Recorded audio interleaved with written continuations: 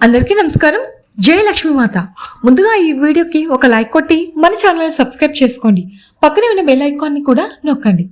ఈ నెల అంటే ఆగస్ట్ 28వ తేదీ శుక్రవారం రోజున ఒక మహా అద్భుతం జరగబోతుంది. ఆ రోజు 3వ శ్రావణ శుక్రవారం, అదే రోజు శ్రావణ పౌర్ణమి, అదే రాఖీ పౌర్ణమి అండి.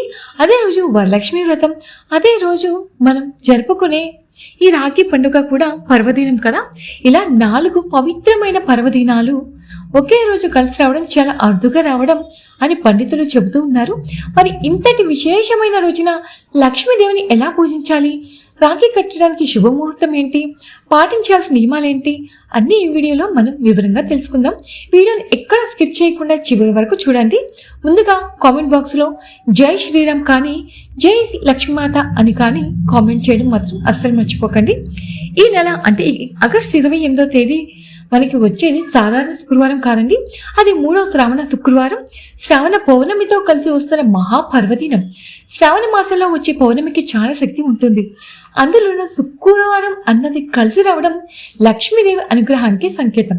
కాబట్టి ఈ పౌర్ణమిని అస్సలు వదులుకోకండి. చాలా మంది 2వ శ్రావణ శుక్రవారం నాడు వరలక్ష్మి వ్రతం చేసుకుంటూ ఉంటారు.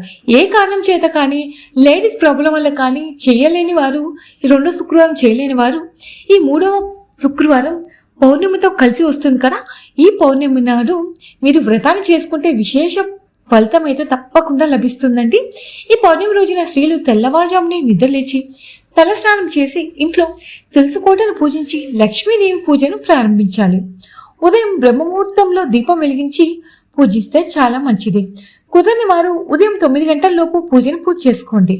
స్త్రీలు ఉదయాన్నే ఇంటిని శుభ్రం చేసుకోండి. ఉప్పు నీటితో ఇల్లు తుడిచి పసుపు నీళ్లు చల్లండి. గుమ్మానికి పసుపు రాసి కుంకుమ బొట్లు పెట్టి బియ్య పిండితో ముగ్గు వేయండి. మామిడి తోరణాలు, బంతి పూలతో మీరు ఇంటిని అలంకరించుకోండి. పూజ కోసం తామర పువ్వులు కానీ లేదా ఎర్ర గులాబీ పూలు కానీ సిద్ధం చేసుకోండి. లక్ష్మీదేవి చిత్రపటానికి గంధం, కుంకుమ బొట్లు పెట్టి ముత్యాల నగలతో లేదా మీ దగ్గర ఉన్న బంగారు నగలతో అమ్మవారిని అలంకరించండి. ఈ శ్రావణ శుక్రవారం అమ్మవారికి యాలకుల మాల వేసి పూజ చేస్తే అప్పుల బాధలు, డబ్బు కష్టాలు కూడా అన్ని వెంటనే తీరిపోతాయి. ఈరోజు తప్పనిసరిగా నెయ్యి దీపాలు మాత్రం వెలిగించండి. 2 మట్టి ప్రమిదల్లో దీపారాధన చేయండి. ప్రమిద కింద తమలపాకు పెట్టి పసుపు కుంకుమ బొట్లు పెట్టి వెలిగిస్తే రెట్టింపు పుణ్య ఫలితం అయితే లభిస్తుంది. ఈ శ్రావణ శుక్రవారం తప్పకుండా ఇంట్లో పాలు పొంగించండి. బెల్లం, బియ్యంతో పరమాన్నం చేసి అమ్మవారికి నైవేద్యంగా సమర్పించండి. పౌర్ణమి వేళ పాలు పొంగిస్తే మీ ఇంట్లో లక్ష్మీదేవి తాండవిస్తుంది అని శాస్త్రం చెప్తుంది. పరమాన్నం, అరటి పండ్లు, దానిమ్మ, పులిహార నైవేద్యంగా పెట్టండి. ఓం మహాలక్ష్మీ దేవ్యాయ నమః అనే ఈ మంత్రాన్ని కానీ, కనకదార సూత్రం కానీ లేదా శ్రీ సూక్తం కానీ మీరు తప్పకుండా జపించండి. చివరిగా కొబ్బరికాయ కొట్టి హారతి ఇచ్చి ఆత్మ ప్రదక్షిణ చేసి పూజ అన్నది ముగించండి. పూజ అయిన తర్వాత 5 ముత్తైదులను పిలిచి కాళ్లకు పసుపు రాసి కుంకుమ బొట్లు పెట్టి తాంబూలం ఇవ్వండి. కుదరని వారు అమ్మవారి గుడికి వెళ్లి తాంబూలమైన సమర్పించండి. ఈ శ్రావణ పౌర్ణమి నాడు ప్రతి ఒక్కరూ రాళ్ల ఉప్పుని ఇంటికి తెచ్చుకోండి. లక్ష్మీ స్వరూపమైన ఉప్పును ఇంటికి తెస్తే లక్ష్మీదేవి ఇంట్లోకి అడుగు పెడుతుంది.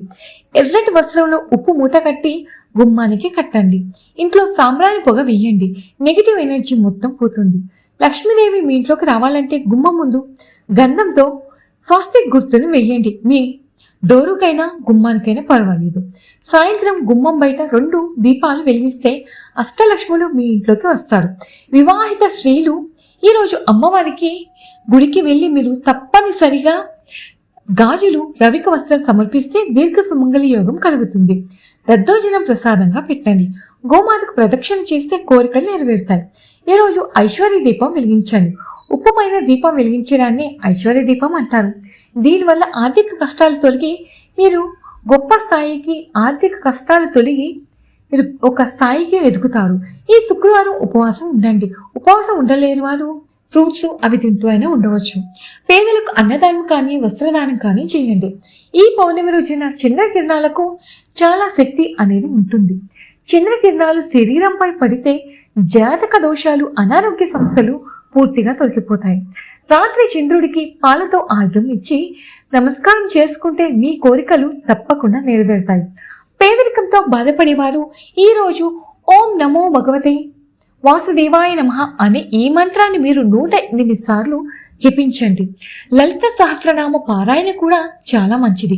ఈ పౌర్ణమి రోజునే రాఖీ పండుగ జరుపుకుంటారు. భద్రకాలం వచ్చేసి ఆగస్టు 27వ తేదీతో ముగిసిపోతుంది కాబట్టి 28వ తేదీ దోషం అనేది లేదు. రాఖీకి అత్యంత శుభ ముహూర్తం వచ్చేసి మనకి ఈ 28వ తేదీన ఉదయం 5:57 నుండి ఉదయం 9:48 వరకు ఉంటుందండి. ఈ టైంలో రాఖీ కట్టడం చాలా మంచిది. ఒకవేళ వరలక్ష్మి వ్రతం చేసుకునే వారు కూడా ఈ టైంలో చేసుకుంటే చాలా మంచిది. కుదిరిన వారు మధ్యాహ్నం 1:52 నుంచి సాయంత్రం 4:35 వరకు కట్టవచ్చు. రాహుకాలం వచ్చేసి ఉదయం 10:46 నుంచి 12:22 వరకు మీరు ఈ సమయంలో కూడా రాఖీ అయినా సరే కట్టుకోవచ్చు.